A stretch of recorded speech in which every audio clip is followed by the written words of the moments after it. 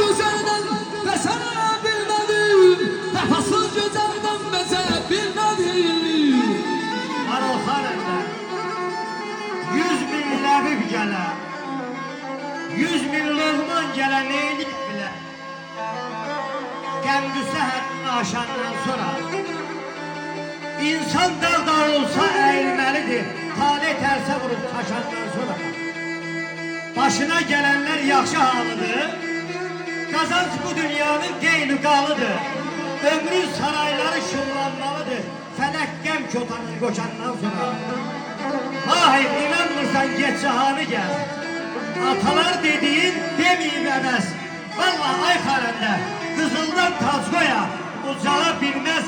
İnsan el gözündən düşəndən sonra, çalışağın elin gözündən düşməyir. Bana bunu, səsiniz bana olsun. Ay əziyyən düz gələk, qələtəfə düz gələk.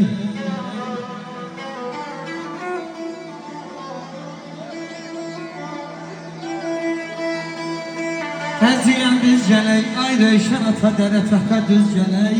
Reyşan ata yaxına gəlsin.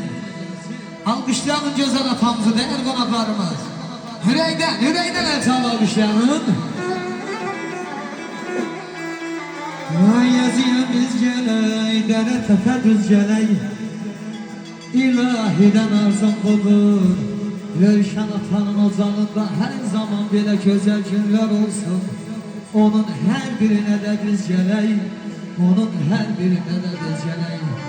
Zirvələrin evine qarışımına durmusan, zirvələrin evine